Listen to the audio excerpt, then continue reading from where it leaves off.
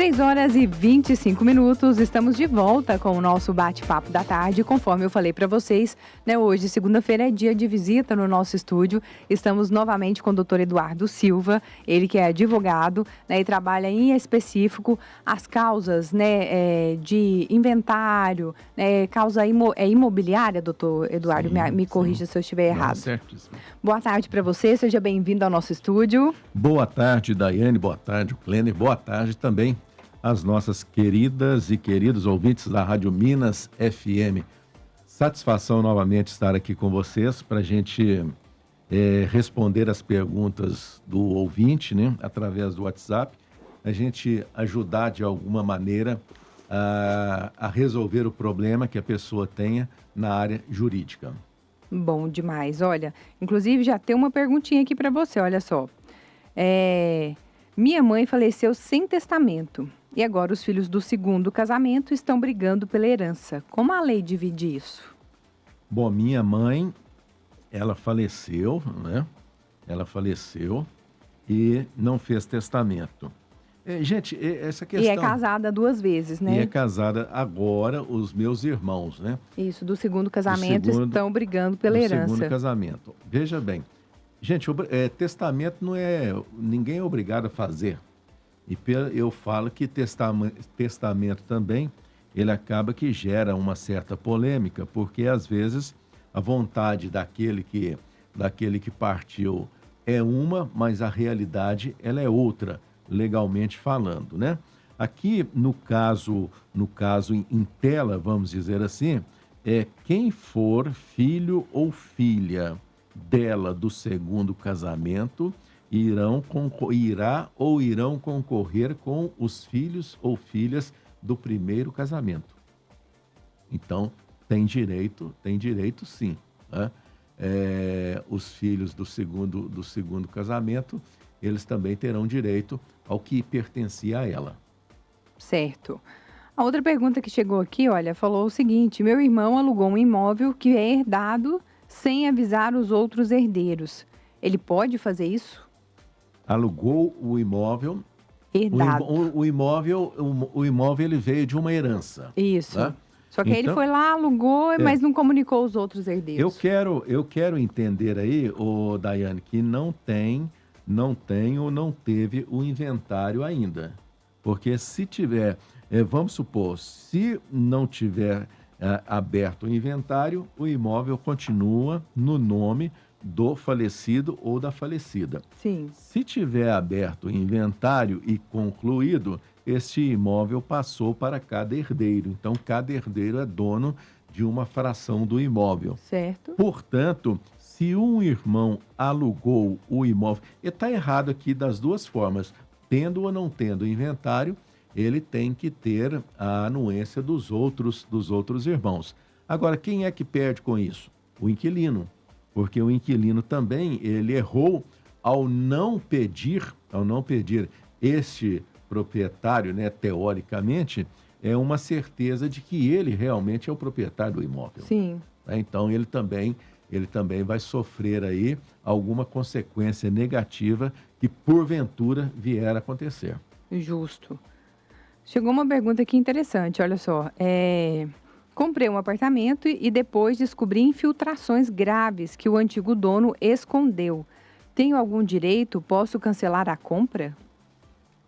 Olha, se você tiver comprado bem, não cancela, não. aí você que vai perder, né? Agora, se tiver comprado mal, ou seja, valor acima de mercado, aí você tem direito. Por quê? Gente, todo o imóvel, ele tem uma garantia que é dada pelo construtor ou pelo proprietário. Eu costumo, até um dia eu tive um caso semelhante de uma pessoa que está vendendo a casa dela e o comprador, ela me pediu para fazer um contrato e o comprador falou assim, não, do jeito que tá ótimo, vamos embora. Eu falei com ela, não, vamos colocar tudo no contrato para que você tenha segurança. Isso. A minha cliente é você, vendedora, né? Então, ali eu coloquei, se tinha uma trinca na parede, coloquei a trinca. Se tinha uma infiltração na laje, coloquei a infiltração isso tudo com a anuência do comprador, ou seja, ele já comprou sabendo desses defeitos. No caso aqui que você narrou, o proprietário esqueceu não, ele ocultou Isso, esses defeitos. a justificativa foi que ele escondeu. Ele escondeu esses defeitos. Então, o que você deve fazer? Busque uma ajuda de um advogado ou advogada. Caso você queira também, você pode ir até o fórum da nossa cidade, no Sejusc, né? Que é a central de conciliação, e você pode convidar este vendedor para ir lá. E lá, então, a conciliadora irá conduzir a audiência de maneira que ele aceite reformar esses defeitos, né? Ou você dá sequência ao processo se ele não aceitar. Interessante. Até eu comentei com você, né, outro dia, fiz essa pergunta aqui junto com a Didi, porque eu me vi numa situação parecida, né, doutor Eduardo? Vendi a minha Sim. casa depois que o inquilino... Sim. Assim que eu li, eu falei, olha, situação bem parecida com a minha. Mas Depois que eu vendi o imóvel, aí surgiu, né, problemas em relação infiltração, mas correspondente ao inquilino do andar de cima. Entendi. Então, aí foi onde o rapaz, né, veio nos procurar para poder tentar sanar o problema. No entanto, o imóvel ele foi avaliado, né, por 2 engenheiros, pela equipe da Caixa, porque ele foi comprado através do Minha Casa Minha Vida. E a corretora também, né, esteve presente durante toda a transação, não foi escondido ou ocultado nada. Foi problemas que surgiram depois. Então, nesse caso, eu não tenho mais responsabilidade com o imóvel, né? Não, você não tem devido a esse processo todo que aconteceu. Mas, obviamente, qualquer problema que surge num imóvel tem que ver a consequência dele. Porque você também não pode prever, por exemplo, que se chovendo forte no final do ano e der uma infiltração, isso não é problema seu. Sim. Né? Então, isso aí é uma coisa que tem que ser bem avaliada, como foi feito, né, entre vocês, bem feito. Caixa, banco não perde absolutamente nada. Sem dúvida. Né? Um engenheiro da Caixa foi lá, ele fiscalizou o imóvel antes de fechar negócio, o engenheiro deu o aval para que o comprador compre o imóvel. Então, está tudo certo. Beleza. Ó, vamos fazer aquele intervalinho musical e daqui a pouquinho já sabe, né? Eu tô de volta com você. Tem a sua dúvida? Manda aí pra gente que a gente repassa pro doutor Eduardo. 1 minuto, vocês viram, né, meninas fantásticas? Eu falei certinho, 3 horas e 51. Eu não falei 5 horas hoje. Hoje eu tô seguindo o relógio ainda direito. Abraço, lindonas, para todos vocês, viu? Olha, chegou uma pergunta, né, Pedrão, muito interessante aqui para nós repassarmos para o doutor Eduardo. É o seguinte. Gente, vou resumir aqui, porque, né, foram várias mensagens. O que a gente conseguiu entender da situação? A pessoa tinha um relacionamento. Diante desse relacionamento, ela se viu com algumas dívidas, né, uma situação bem complicada. E a pessoa, né, o homem, né, o relacionamento é homem e mulher. A mulher foi lá, fez um empréstimo para que esse parceiro, esse companheiro, pudesse quitar essas dívidas. E como meio de, não é validação, como que eu digo? De... Avalizar? Isso, de avalizar. Obrigado, doutor Eduardo. Esse empréstimo, ele deu uma chácara, né, que é um terreno que ele tem como penhora, caso, né, não pague, não quite a dívida. Cedeu-se esse empréstimo, ficou dividido ali em algumas prestações para que essa pessoa pudesse quitar esse empréstimo. Conclusão, relacionamento, né, chegou numa situação aí de desavença, terminou, e a mulher agora quer que esse companheiro pague o empréstimo o valor total. Ela não quer que ele mais pague o empréstimo, porque está no nome dela, de forma parcelada, conforme havia sido desde o início. Essa pessoa falou, olha, não tenho condições de pagar esse empréstimo, o valor total. Só que aí a mulher agora está ameaçando o ex-companheiro, porque ela detém desse documento, desse contrato que foi feito, onde ele usou a chácara como uma avaliação, né, avaliação, como penhora. E ela falou, olha, eu estou com o seu contrato da sua chácara, né, e se você não me pagar, o seu prejuízo vai ser maior. Aí ele está aqui querendo saber, né, do doutor Eduardo, como que ele procede, o que ele faz para resolver a situação, porque ele não tem condições de pagar o valor do empréstimo que foi feito à vista. Situação delicada, hein, doutor Eduardo? Muito bem. O empréstimo aqui, ele falou qual que foi o valor do empréstimo? Não, ainda não respondeu. Ô, meu amigo, deixa eu dizer uma coisa para você. É tudo que começa errado, a tendência é terminar errado. Mas, de qualquer maneira, você pode pôr sua cabeça no travesseiro, dormir tranquilo. Veja bem, para mim, como advogado, eu vou te falar como um advogado. Esse empréstimo que ela fez para você, talvez seja até dela o dinheiro. Mas aí você vai e fala assim, mas por quê? Né? Você Sim. pode falar, Daiane. Mas por quê? Por quê? Porque, em primeiro lugar, contrato de compra e venda, você não faz empréstimo em banco. Aí já descartou essa possibilidade Olha. do contrato do empréstimo ter sido feito em alguma instituição financeira. Primeiro ponto. Aí eu pergunto 16.800. 16.800. Ah, Tá, detalhe, bem colocado, viu, doutor Eduardo, porque ele falou que eles fizeram esse documento, sobe aí um pouquinho, Pedrão, para mim a mensagem. Ele falou que eles fizeram esse contrato, inclusive foram reconhecer firma no cartório. gente, as pessoas vão ao cartório para reconhecer a assinatura. Assinatura por semelhança ou por autenticidade, vamos dizer. Semelhança é quando eu pego um documento aqui que o cliente assinou para mim e eu vou lá e reconheço a assinatura. Então é por semelhança porque ele não está lá. Quando ele assina lá pessoalmente e reconhece firma, aí é um outro nome, mas vamos dizer que a autenticidade é maior. Sim. Isso é, como se diz, não vou falar e quase nada é a mesma coisa, porque não é. Tem uma certa importância jurídica, pequena que seja. Aí, então, eu te pergunto, você paga a prestação para quem? Você paga essa prestação onde? Você pega recibo de quem?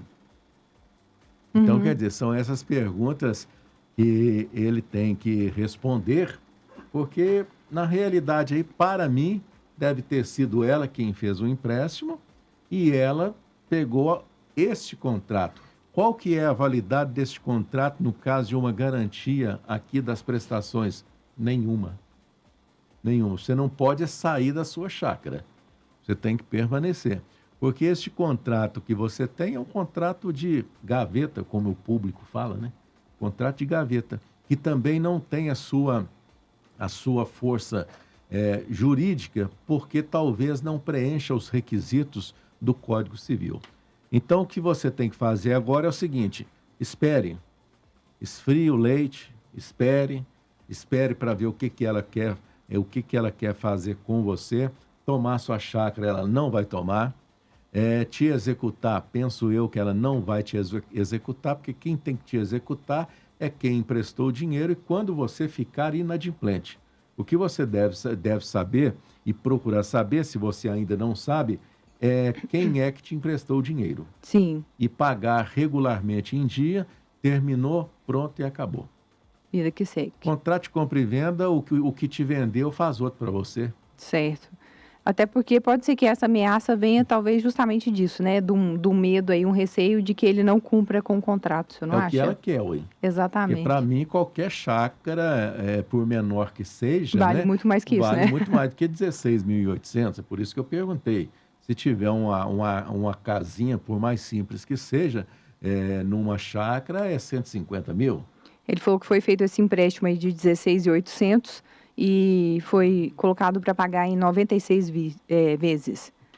Ela falou para ele que ameaçou, falando que vai acionar um advogado. Então, no caso, deixa acionar, né? Acione. Deixa ela acionar o advogado dela e você aciona o seu advogado. Justo. Né?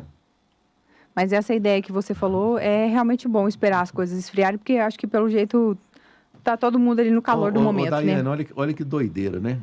Veja que doideira. A pessoa faz um empréstimo de 96 vezes. 96 vezes nós estamos falando em 7 anos. Não, 7 anos e 2 meses, né? Nossa, é muito tempo. É muito tempo. E aí desandou o relacionamento, eles já separaram. E quero que você me pague à vista agora. Mas Mas gente, é umas coisas assim que é meio... É questão de lógica, não precisa nem ser muito inteligente. Se a pessoa não tinha o dinheiro para pagar a dívida né, e não ter que depender de você para esse empréstimo, qual a chance dela te pagar o valor do montante dessas prestações à vista? Justamente, Não é? justamente. Agora, gente, pelo amor de Deus, você que está nos ouvindo, você que está ouvindo a Daiane todos os dias aqui na Rádio Minas FM, vai relacionar com alguém, se vai morar com alguém, faça um contrato com a pessoa. Faça este contrato. Não é vergonha para ninguém fazer Sim. um contrato como esse, porque o contrato vai estabelecer o que você tem, o que a pessoa tem, e dali para frente é outra história. Porque olha que situação complicada essa. E E evita ele muitas entrou. dores de cabeça, Que né? ele entrou. Você fez uma conta aí que é Aham. interessante, né? Você pegou 16.800, dividiu por 96, né? 6. Deu 175. Exato. Mas será que é só 175? Né? Então, tem que saber qual que é o valor da prestação. Boa. Vou fazer um intervalinho musical com vocês. Daqui a pouquinho tô de volta. Corpo moreno, Dúvida, né, a sua pergunta aqui para o nosso querido doutor Eduardo Silva. Chegou um áudio agora, a gente vai rodar da Aurélia, querendo saber a respeito de um documento, né? Ouça aí que pode ser a sua dúvida também, tá? Boa tarde, doutor Eduardo. Eu sou separada há 21 anos, só que eu descobri que a minha certidão é de separação, não de divórcio, tem 20 anos. Eu gostaria de saber se para mim passar a minha certidão de separação para divórcio, se eu tenho que contratar um advogado ou se eu posso ir direto no cartório. Obrigada. Muito obrigado pela sua pergunta. Veja bem o que acontece. O seu divórcio ele foi feito na justiça, né? Ou o divórcio foi consensual, né? O que acontece então? Se caso foi feito na justiça, né? Seja ele consensual ou litigioso, né? Ele já foi homologado.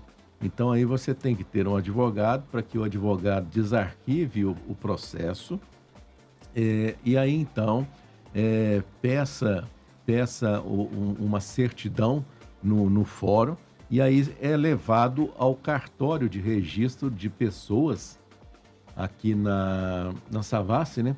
Para que proceda a retificação. Só que aí tem que ver o que tem na sua certidão de casamento. Porque as pessoas, Daiane, às vezes tiram uma certidão, seja de nascimento. Tem gente, eu, por exemplo, a minha certidão de nascimento é de 1996. Só que ela não vale nada, porque a certidão de nascimento, ela tem data de validade, a certidão de casamento tem uma data de validade de 90 dias. Sério? E aí só certidão de óbito que não tem data de validade.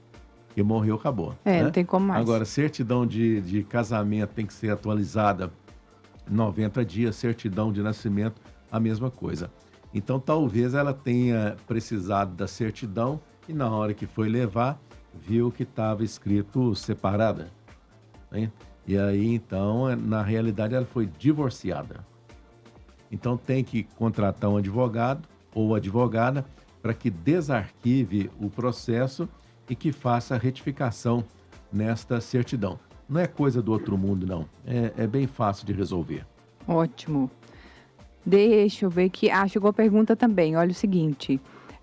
A Ângela, por gentileza, doutor Eduardo, se puder me responder. O IPTU atrasado do meu ex-marido... Peraí. IPTU atrasado. Meu ex-marido não pagou. Resolvi pagar eu mesma sozinha, 18 mil. 2.400 a prefeitura está cobrando, valor do protesto. A prefeitura teria como me isentar desse valor? O que eu tenho que fazer? Ângela, nós falávamos disso, né? Há cerca de uma semana ou duas atrás, semana né? passada. Para mim, é uma baita covardia o que a prefeitura faz. Mas a prefeitura faz alicerçada e amparada numa decisão do STF, Supremo Tribunal Federal, que determina que IPTU, né? IPTU, um certo valor tem que ser levado a protesto. Eu vejo como uma baita covardia fazer isso com a população. você não tem condições de ser isentada. O cartório de protesto ou qualquer outro cartório, seja tabelionato de notas, seja de pessoas, seja de imóveis, seja lá o que for, o negócio deles é só dinheiro. Só dinheiro ou Pix. Pra você ter uma ideia, Daiane, eu já falei aqui da minha indignação. Num cartório de imóveis, por exemplo, aqui na cidade tem 3. Num cartório de imóveis, para você passar um Pix lá, débito, você tem uma taxa. Sim. Cartão de débito. De débito. Então, Ângela, infelizmente, você tem que pagar o cartório de protesto em dinheiro. Aí você pega essa certidão, essa carta de anuência do cartório de protesto, leve à prefeitura. Eu vou dizer uma coisa para você, Daiane, bem rapidinho. Eu quero ver um dia que se tem algum vereador na cidade que possa fazer uma lei dizendo que é o seguinte: a prefeitura não poderá protestar nenhum contribuinte de IPTU menos do que R$10.000. Estou só te dando um exemplo. Sim. Porque aí esta lei, ela é superior à do Supremo. Porque o Supremo estabelece um valor lá de R$3.000, se não me engano. Então, é IPTU acima de R$3.000. Então, o vereador faz a lei, IPTU acima de 10 mil. Não pode ser levado. Não, IPTU acima de 10 mil que deverá ser levado a protesto. Então, quem está na faixa de R$1 até 10 mil não é levado a protesto. Não, até porque assim, eu vejo, não sei se é a forma que o senhor tem de enxergar a situação, mas ela está tentando resolver a situação, né? Ficar em dia com a questão do IPTU, porque ela falou que o marido não pagou, o ex-marido. Então, para resolver, provavelmente ela, né, reside no imóvel, talvez tenha filhos, assim, supondo, né, gente, a situação. Então, ela mesmo resolveu arcar com essa despesa e ir lá pagar esse IPTU para colocar tudo em dia. E ainda assim, está tendo que lidar com... Porque fica muito oneroso para a pessoa. Ô, Daiane, você está falando aí, me veio uma coisa aqui na cabeça. Ô, Ângela, deixa eu dizer uma coisa para você. Antes de você pagar o IPTU, você deveria procurar um advogado, porque você trouxe uma informação interessante. O meu ex-marido não pagou o IPTU. Isso. O imóvel está no nome dele ou está no seu nome e no nome dele? Se estiver no nome dos dois, se ele é seu ex-marido, você tem que regularizar a situação para o imóvel ficar só com você. Porque senão você vai pagar o IPTU e o imóvel estando no nome de vocês dois, ele terá 50% do imóvel. Ah, então fica entendeu? alerta, hein, Ângela? Entendeu como é que é? Sim. Então fica aí ligeirinha, né? Porque você tem que ver primeiro a sua situação com o seu ex-marido. Bom, doutor Eduardo, só fazendo uma reitera aqui, daquele caso que a gente comentou da situação da chácara e do empréstimo, o nosso ouvinte falou o seguinte: o recibo que ele tem é do Pix que ele faz para a ex, no caso companheira, em relação ao valor do empréstimo que ela fez. Ele não tem papel, não tem recibo, não tem nada. Tá vendo que faz sentido aquilo que eu Exatamente. falei? Né? E nós, aqui eu vou dizer uma coisa para você, viu, amigo? Nós nem sabemos, nem te conhecemos, nem nada, né? Para mim, a sua ex-companheira, ela é aposentada, ou ela é funcionária pública que pode fazer um empréstimo, ela foi numa financeira... Isso. Consignado, exato, isso mesmo. Pedrão. Fez um empréstimo para você, 96 parcelas e tal, porque se você faz o Pix direto para ela, porque obviamente ela que tem que pagar. Pode continuar fazendo o Pix para ela, toda vez que vencer a prestação, continue fazendo o Pix para ela. E guarde esses recibos, né? Juridicamente, não. Não precisa? Não, porque é o seguinte, quem fez o empréstimo foi ela. Entendi. Não tem nada no meu nome, não tem nada no nome dele. E vai ficar pior para ela, se caso ele não pagar. Porque se ele não pagar, quem vai pagar é ela. Se ela não pagar, quem será executada é ela e não ele. E como ela falou que vai entrar com o advogado, deixa ela entrar com o advogado então, amigo. Ai, complicado. Doutor Eduardo, chegamos já ao fim. Hoje nosso programa foi tão bom que passou rapidinho, né, Pedrão? Hoje foi bom. Gente, é sempre muito bom, viu? Quando vocês participam, envia, né, perguntas, dúvidas aqui. Olha só como é que fica dinâmico o nosso programa. Então, eu reforço para você, viu? E convido que você sempre participe, mande as suas dúvidas também para a gente repassar para o doutor Eduardo. Doutor Eduardo, agradeço mais uma vez a sua visita. A gente, né, se encontra semana que vem. Eu não aqui mais, mas na nossa vizinha aqui da 94. Virei aqui, com certeza, claro, cumprimentá-lo.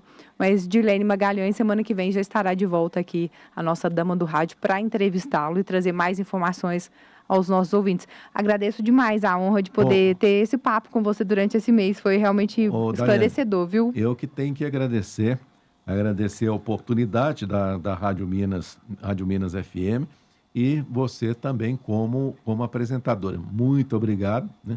E a Dirlene retornando aqui, nós iremos continuar aqui respondendo o nosso público. E a você uma boa estadia na nova FM. Obrigado, viu? Muito obrigado a você, obrigado a nossas queridas e queridos ouvintes da Rádio Minas FM. Muito obrigado, Daiane. Obrigado. Vou fazer um intervalinho musical e daqui a pouquinho estou de volta com você, hein?